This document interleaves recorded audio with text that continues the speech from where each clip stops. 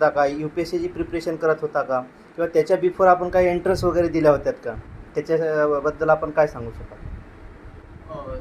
Sir माझं UPSC करण्याचं हे जे काही निर्णय होता तो MBBSच्या शेवटी एकदम लास्ट इयरला इंटर्नशिपमध्ये माझे काही सिनियर होते 2-3 ते सिलेक्ट झाले. एक IPS आहे, एक IS आहे. त्यांच्यापासून इन्स्पिरेशन म्हणून मी हे ठरवलं की मला करायचं आहे आणि आधी फार काही अभ्यास केला नव्हता. MBBS नंतर 2 वर्षामध्येच मी जे काही प्रिपरेशन आहे ते केलं दिल्लीला आणि त्यामध्ये यश प्राप्त केले.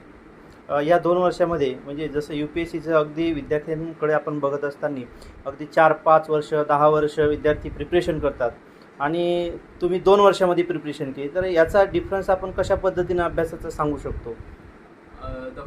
पहिली गोष्ट म्हणजे एक तुम्हाला जे नॉलेज आणि गायडन्स, एक फोकस गायडन्स जर असेल ना तर तुम्ही एक व्यवस्थित रस्त्याने जाऊ शकाल. जर ते नसेल तर तुम्ही कुठेतरी भटकाल, कारण सिलेबस हा खूप मोठा आहे आणि तुम्हाला स्पेसिफिक गोष्टी कव्हर कराव्या लागतात. त्यामुळे एक गायडन्स असणं आणि एक मेंटरशिप कोणाची तरी असणं एक महत्त्वाची गोष्ट आहे. आणि अजून एक गोष्ट म्हणजे हे कॉम्पिटेटिव्ह एक्झाम ह्या लक बेस असतात, यामध्ये तुमचं लकी असणं तेवढंच इम्पॉर्टंट आहे. ओके. आणखी एक प्रश्न आहे सर, की जिल्हा परिषदमध्ये शिकत असताना आपण मराठी मीडियममध्ये असतो आणि काही ठिकाणी सेमीसुद्धा असते आणि काही इंग्लिश मीडियमचे विद्यार्थी असतात.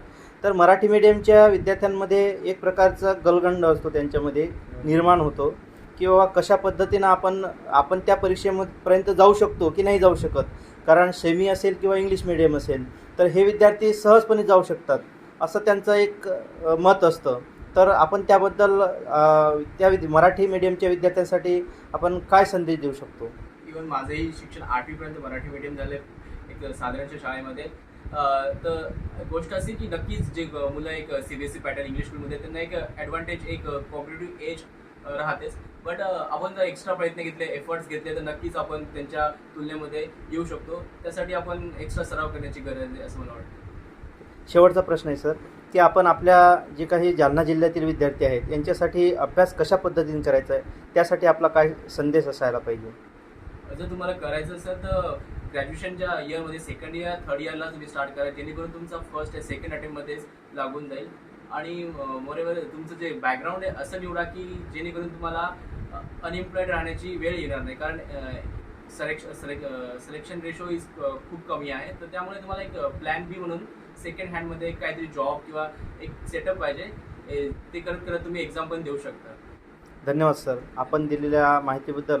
आणि मला असं वाटतं की निश्चितच आपला हा जो संदेश आहे जालना जिल्ह्यासाठी अत्यंत महत्त्वाचा आहे आणि जालना जिल्ह्यातील विद्यार्थी आपल्याकडून प्रेरणा घेतील आणि ज्या पद्धतीनं आपण यश मिळवलं त्या पद्धतीनं विद्यार्थ्यांनासुद्धा आपला जो काही प्रेरणा आहे ती मिळेल आणि ते सुद्धा यश प्राप्त करतील. धन्यवाद. धन्यवाद.